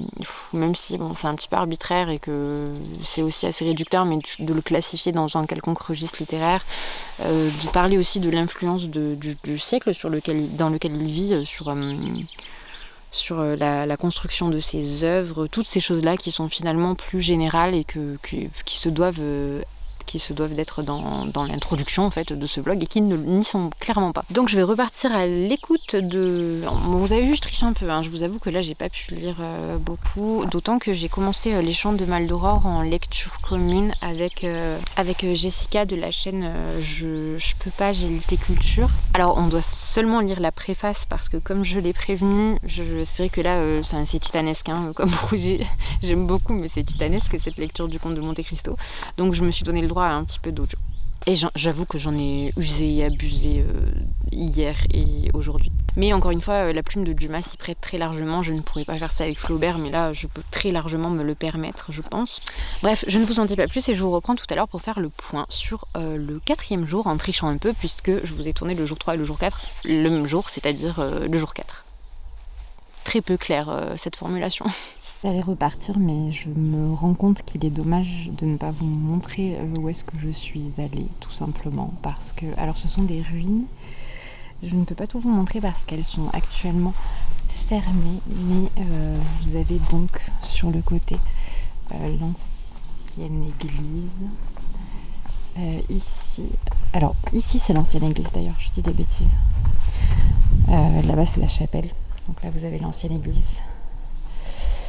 Et la chapelle est là avec les marches. Il y a encore des messes, des célébrations en intérieur. Voilà. Et ici vous avez donc les ruines, la tour qui a été reconstruite. Et les ruines plus loin que je ne peux pas vous montrer plus en détail puisqu'elles sont surveillées. Vous voyez au moins que j'écoute le Comte de Monte Cristo dans un cadre plutôt sympathique. Nous sommes le 5e jour de ce vlog, mais je n'ai pas eu le temps hier en rentrant, puisque j'ai très largement pris la pluie, de vous tourner la fin du petit récapitulatif concernant le jour 3, donc la 3e partie du Comte de Monte Cristo que j'ai pu lire, qui correspond très exactement à ce qui se trouve ici, donc qui va quasiment jusqu'à la fin du tome 1. Autre chose que je voulais vous montrer, c'est que j'ai tapé des petits résumés chapitre par chapitre afin de pouvoir les consulter si un jour éventuellement j'en ai besoin, ce qui n'est pas certain, mais il est annoté, il est résumé, c'est donc très bien, en tout cas c'est plus accessible si un jour je m'y replonge. Dans cette 3e partie, alors dans la 2e partie on s'arrêtait donc, je suis désolée, il va y avoir un petit peu de redite par rapport à ce que j'ai pu vous dire hier, mais je vais essayer de faire de mon mieux pour que ce ne soit pas trop répétitif. On va dire que là on va être beaucoup plus proche du texte puisque j'ai le tome avec moi. La partie précédente s'arrêtait donc à l'épisode des catacombes de Saint-Sébastien à Rome. Donc durant cet épisode, nous avions Albert de Morcerf qui était enlevé par Vampa. Vampa qui... c'était un piège tendu par le comte de Monte Cristo, bien évidemment. Donc une jeune... Albert s'amourachait d'une jeune femme de petite noblesse qu'il croisait lors du carnaval de Rome. Cette jeune fille, il s'avère que c'était en réalité Thérèse, donc la compagne de Vampa. Et Vampa, pour se venger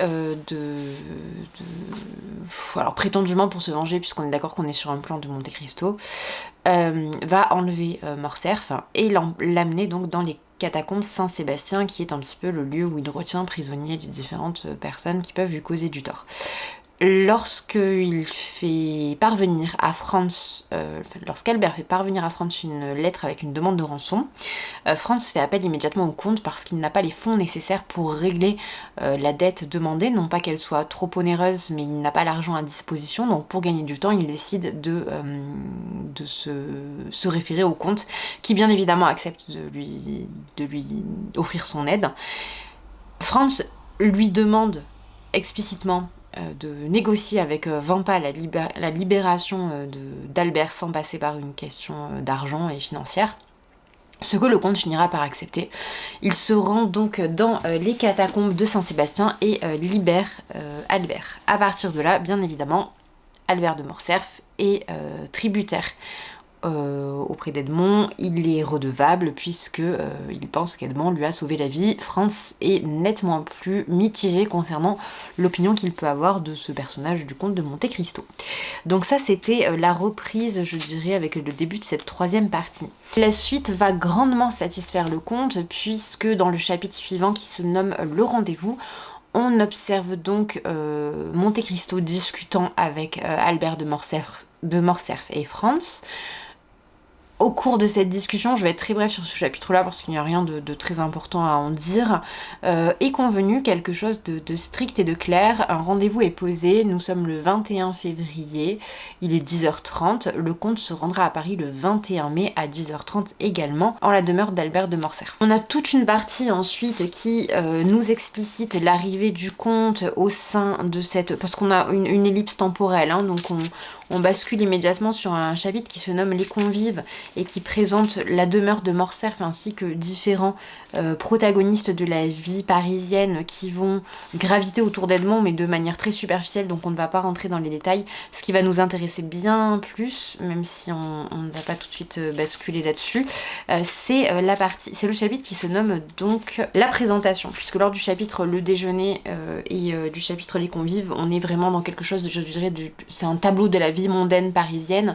Le comte se fond dans la masse et se retrouve très rapidement accepté, d'une part pour son immense fortune, d'autre part pour son immense richesse intellectuelle et je dirais sa connaissance hors norme de chacune des règles de bienséance de la société parisienne. On arrive ensuite au chapitre La Présentation qui est le chapitre 41, il me semble.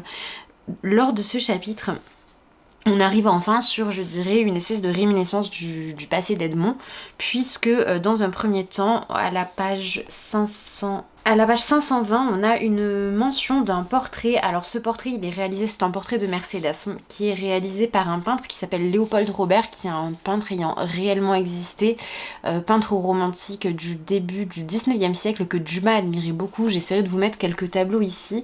Il s'est notamment largement inspiré, d'une part largement du tableau que je vous mets ici de Mercédès, qui se nomme Modèle avec costume de Procida, je crois qu'il date de 1822, je vous le mets ici. Et d'autre part, il s'est inspiré d'une autre toile pour la description des Catalans et de la vie catalane. C'est l'arrivée des moissonneurs dans le marais Potin. Je vous mets aussi une image... Potin ou Pontin, je ne sais plus, je vous mets une image ici. Vous allez voir que je trouve que c'est esthétiquement ce à quoi pourrait renvoyer de plus proche le comte de Monte Cristo. C'est assez intéressant. Ce parallèle avec l'art pictural nous permet aussi de découvrir un peintre qui n'est pas un peintre particulièrement célèbre au 19e. Le fait de le mentionner dans le comte de Monte Cristo, c'est une manière aussi pour Dumas de lui rendre hommage, notamment parce que c'était un italophile au même titre que Dumas, mais aussi parce qu'ils ont une production artistique qui peut se répondre et se correspondre. Je vous lis donc une petite partie qui correspond à la description du tableau de Mercédès. On est à la page 520 au chapitre 41, donc la présentation. Ce portrait attira tout d'abord les regards du comte de Monte Cristo car il fit 3 pas rapides dans la chambre et s'arrêta tout à coup devant lui. C'était celui d'une jeune femme de 25 à 26 ans, au teint brun, au regard de feu, voilée sous une paupière languissante. Elle portait le costume pittoresque des pêcheuses catalanes avec son corset rouge et noir et ses aiguilles d'or piquées dans les cheveux. Elle regardait la mer et sa silhouette élégante se détachait sur le double azur des flots et du ciel. Il faisait sombre dans la chambre sans quoi Albert eût pu voir la pâleur livide qui s'étendit sur les joues du comte et surprendre le frisson nerveux qui effleura ses épaules et sa poitrine. Il se fit un instant de silence pendant lequel Monte Cristo demeura l'œil obstinément fixé sur cette peinture. Vous avez là une belle maîtresse, vicomte, dit Monte Cristo d'une voix parfaitement calme, et ce costume de bal sans doute, lui sied vraiment à ravir. Ah, monsieur J. Albert, voilà une méprise que je ne vous pardonnerai pas si à côté de ce portrait vous en eussiez vu quelque autre. Vous ne connaissez pas ma mère, monsieur. C'est elle que vous voyez dans ce cadre. Elle se fit peindre ainsi il y a 6 ou 8 ans. Ce costume est un costume de fantaisie à ce qu'il paraît. Et la ressemblance est si grande que je crois encore voir ma mère telle qu'elle était en 1830. La comtesse fit faire ce portrait pendant une absence du comte. Sans doute elle croyait lui préparer pour son retour une gracieuse surprise. Mais chose bizarre, ce portrait déplut à mon père et la valeur de la peinture, qui est, comme vous le voyez, une des belles toiles de Léopold Robert, ne put le faire passer sur l'antipathie dans laquelle il l'avait prise. Il est vrai de dire entre nous, mon cher comte, que M. de Morcerf est un des pairs les plus assidus au Luxembourg, un général renommé pour la théorie, mais un amateur d'art des plus médiocres. Il n'en est pas de même de ma mère, qui peint d'une façon remarquable et qui, estimant trop une pareille œuvre pour s'en séparer tout à fait, me l'a donnée pour que chez moi, elle fût moins exposée à déplaire à M. de Morcerf, dont je vous ferai voir à son tour le portrait peint par Gros. Ce portrait de Mercédès fait largement écho à son passé. On peut imaginer que c'est dans cette mesure que le comte de Morcerf a souhaité s'en séparer et ne l'appréciait pas, puisque le passé de Mercédès est tenté par la figure d'Edmond, qui est son amour de jeunesse, son grand amour de jeunesse même. On a ensuite une description d'un portrait de Morcerf, mais je ne vais pas vous le dire, même s'il est radicalement opposé à celui de Mercédès. Ce qui est vraiment intéressant, c'est page 523, donc la page suivante, c'est l'introduction de Morcerf lui-même. C'était un homme de 40 à 45 ans, mais qui en paraissait au moins 50, et dont la moustache et les sourcils noirs tranchaient étrangement avec des cheveux presque blancs, coupés en brosse à la mode militaire. Il était vêtu en bourgeois et portait à sa boutonnière un ruban dont les différents liserés rappelaient les différents ordres dont il était décoré. Cet homme entra d'un pas assez noble et avec une sorte d'empressement. Monte Cristo le vit venir à lui sans faire un seul pas. On eût dit que ses pieds étaient cloués au parquet, comme ses yeux sur le visage du comte de Morcerf. Je suis désolée, j'ai un post-it au milieu donc j'ai du mal à lire. Ce portrait qui est un petit peu froid. Et qui marque donc la différence avec le climat très chaud présent sur le portrait de Mercédès, les teintes également qui ont un côté très méditerranéen, alors que le comte, quant à lui, donc le comte de Morcerf embrasse les codes militaires parisiens. Donc les codes militaires de la vie mondaine, je dirais, en matière de vêtements, de tenues, de posture. Également, elle est représentée jeune, alors que lui, c'est un homme mature et mûr. Lorsque donc Madame de Morcerf rentre et voit le comte de Monte Cristo. « Ah, voici ma mère !» s'écria le vicomte. En effet, Monte Cristo, en se retournant vivement, vit Madame de Morcerf à l'entrée du salon, au seuil de la porte opposée à celle par laquelle était entré son mari. Immobile et pâle, elle laissa, lorsque Monte Cristo se retourna de son côté, tomber son bras qui, on ne sait pourquoi, s'était appuyé sur la chambranle dorée. Elle était là depuis quelques secondes et avait entendu les dernières paroles prononcées par le visiteur ultramondain. Donc ça, c'est quelque chose de tout simple, mais pour marquer le contraste, on a vraiment l'arrivée de la femme qui diffère de l'arrivée du mari en termes de temporalité, mais aussi en termes de position géographique, puisqu'ils arrivent de façon opposée, l'un par une porte, l'autre par l'autre. Celui-ci se leva et salua profondément la comtesse, qui s'inclina à son tour, muette et cérémonieuse. « Eh mon Dieu, madame, demanda le comte, qu'avez-vous donc? Serait-ce par hasard la chaleur de ce salon qui vous fait mal? Souffrez-vous, ma mère? S'écria le vicomte en s'élançant au-devant de Mercédès. Elle les remercia tous deux avec un sourire. Non, dit-elle, mais j'éprouve quelques émotions en voyant pour la première fois celui sans l'intervention duquel nous serions en ce moment dans les larmes et dans le deuil. Je ne vous lis pas tout, mais effectivement... Mercédès parle du comte et présente le comte et explique son émoi par l'apparition de celui qui a sauvé son fils. Les Morcerf sont présentés par le biais de peintures dans un premier temps, avant même qu'Edmond ait affaire à eux d'un point de vue physique.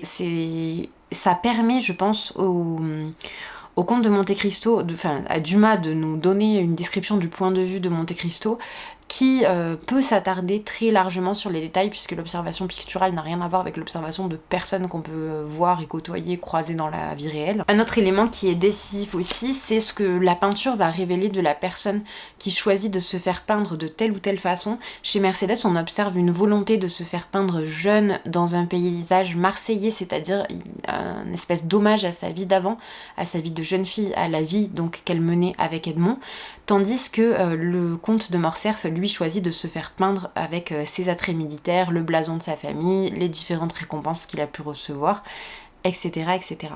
Cette divergence, elle montre que l'un des protagonistes évolue dans son passé et l'autre évolue dans son présent. D'ailleurs, un essaie de faire abstraction de son présent et l'autre faire abstraction de son passé. Ce sont vraiment des personnages qui sont construits de façon opposée, en tout cas sur ce chapitre de présentation. Pour revenir au conte lui-même, on voit l'importance qu'Albert peut accorder au regard de sa mère et aux pensées de sa mère, puisqu'à la fin de ce chapitre, donc de ce même chapitre de présentation, il nous dit « Ce diable d'homme, donc le comte de Monte Cristo, murmura-t-il en secouant la tête, je lui ai bien prédit là-bas qu'il ferait sensation dans le monde. Je mesure son effet sur un thermomètre infaillible, ma mère l'a remarqué, donc il faut qu'il soit bien remarquable. » On est page 532 à la fin donc, du chapitre les présentations. C'est très important de voir ça parce que le crédit qu'octroie Albert à sa mère est démesuré. D'ailleurs, il est supérieur à celui que son père lui-même va pouvoir accorder au conte, que ses amis vont pouvoir accorder au conte et que toutes les rencontres qu'ils ont pu faire avant peuvent lui accorder. Donc sa mère est vraiment, je dirais, le pilier central, l'élément déterminant qui oriente ce qu'il va pouvoir penser de la réussite d'un homme tel que Monte Cristo, sans se douter même que l'émoi ressenti par Mercedes est très très largement lié à, j'imagine, une forme de reconnaissance d'Edmond à ce moment-là. Je vais essayer d'aller un petit peu plus vite parce que la vidéo fait déjà 50 minutes montée et là je suis à 20 minutes de tournage supplémentaire. Le chapitre suivant nous présente donc la maison d'Auteuil qui est la maison achetée par le comte.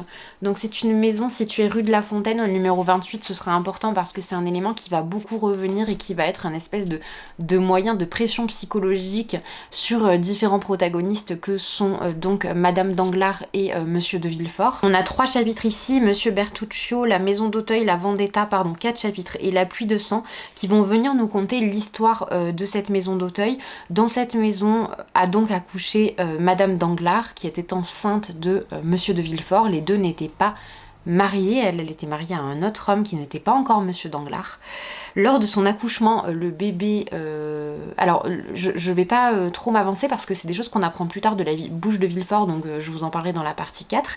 Mais ici, pour l'instant, ce qu'on sait, c'est que on a le valet du comte qui a assisté à une scène troublante, qui est la scène donc de l'enterrement d'un nourrisson sous un arbre. Cet homme, Bertuccio, est également persuadé d'avoir assassiné Villefort puisqu'il lui aurait tiré dessus. Bon, c'est des choses qu'on apprendra un petit peu plus tard. Le comte savait plus ou moins certains des éléments qui lui sont révélés dans ce chapitre lorsqu'il achète la maison, mais il ne savait pas tout. Notamment, alors on peut très largement se douter qu'il savait que donc l'ancien propriétaire de cette maison se nommait le marquis de Saint-Méran, donc on peut très largement se douter que Monte Cristo savait que c'était un membre d'emprunt de Villefort. Pour le reste, en revanche, on ne sait pas trop. Vraiment, on ne sait pas trop.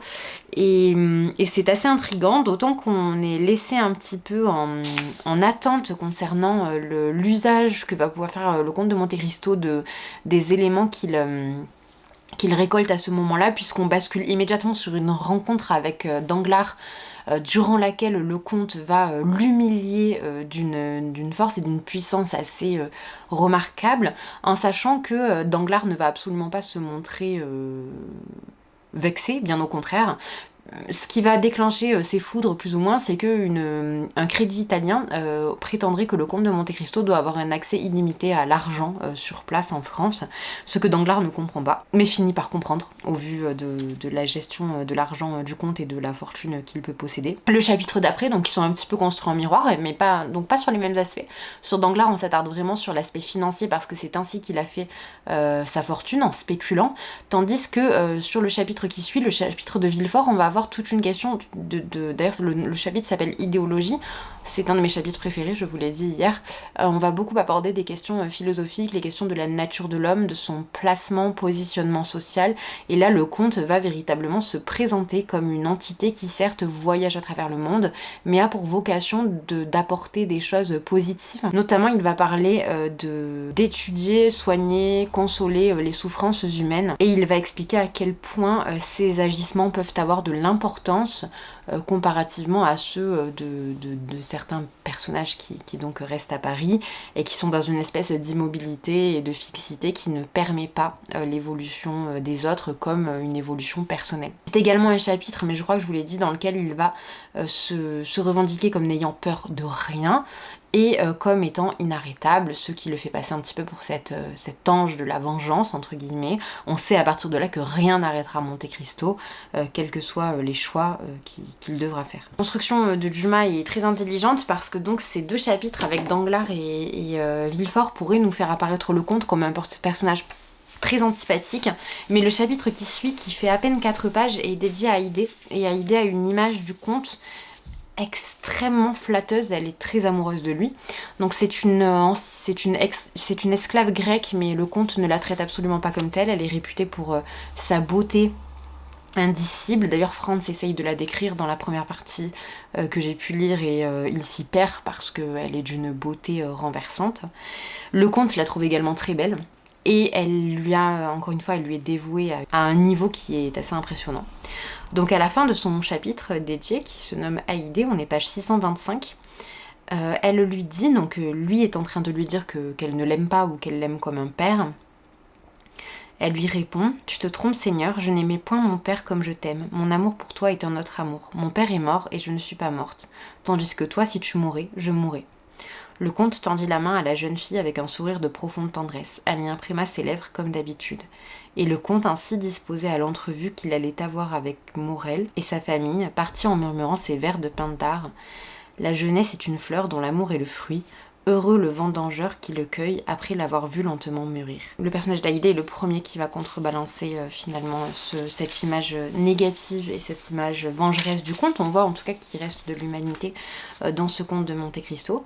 Le second personnage qui va... Alors parce qu'ils sont 2 personnages suivants qui vont vraiment émouvoir le conte et nous rappeler toute l'humanité d'Edmond, puisque Edmond reste quand même là quelque part... en dessous, c'est donc Maximilien Morel, premièrement, et sa sœur. Donc on est page 635 dans le chapitre La famille Morel. Donc Maximilien dit « Mon père, monsieur, voyait dans cette action un miracle. » À ce moment-là, Maximilien parle du sauvetage de la maison de son père et de l'honneur de son père. « Mon père, monsieur, voyait dans cette action un miracle. Mon père croyait à un bienfaiteur sorti pour nous de la tombe. Oh, la touchante superstition, monsieur, que celle-là. Et comme tout en n'y croyant pas moi-même, j'étais loin de vouloir détruire cette croyance dans son noble cœur. Aussi, combien de fois y rêva-t-il en prononçant tout bas un nom d'ami bien cher, un nom d'ami perdu. Et lorsqu'il fut près de mourir, lorsque l'approche de l'éternité eut donné à son esprit quelque chose de l'illumination de la tombe, cette pensée qui n'avait jusque-là été qu'un doute devint une conviction. Et les dernières paroles qu'il prononça en mourant furent celles-ci. Maximilien, c'était Edmond Dantès. Donc on voit cette foi inébranlable qu'avait le père Morel pour Edmond. On a la réaction ensuite du comte de Monte Cristo, qui est intéressante et qui en dit long aussi sur sa psychologie. La pâleur du comte, qui depuis quelques secondes allait croissant, devint effrayante à ses paroles. Tout son sang venait d'affluer au cœur, il ne pouvait parler, il tira sa montre comme s'il eût oublié l'heure, prit son chapeau, présenta à madame Herbault un compliment brusque et embarrassé et serrant les mains d'Emmanuel et de Maximilien.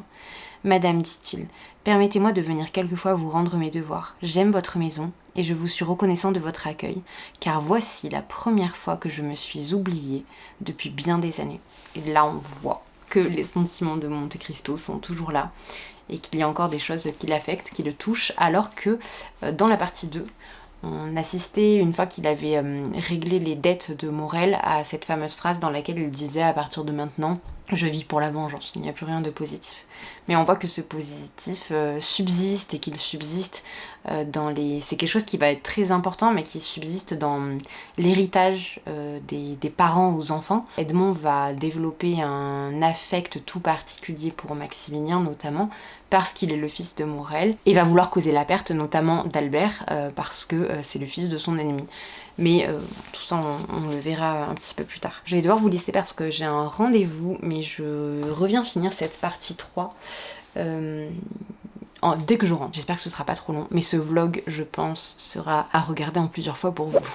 Je reviens pour vous clore enfin ce vlog, parce que ça devient très très long. Donc nous étions sur la fin de l'étude de la 3e partie de mon 3e jour de découverte du Comte de Monte Cristo. Et je ne vais pas épiloguer plus en avant, je vous ai dit que donc la famille Morel ainsi qu'Haïdé vont vraiment venir aider le lecteur à s'attacher à Edmond pour d'autres raisons que celles pour lesquelles on s'était initialement attaché à lui, c'est-à-dire l'injustice et le fait que vraiment ça devenait le bouc émissaire de plusieurs personnes. Là, on voit qu'adulte, on peut aussi aimer le conte pour ce qu'il est. Le tome s'arrête sur la manigance du comte. Donc le comte a retrouvé l'enfant de Villefort et de Madame Danglars. Il va faire en sorte que ce fils passe pour un noble italien au sein de la société parisienne. Ce jeune fils, il se nomme Andrea Cavalcanti. Et il va très vite s'insérer dans la société.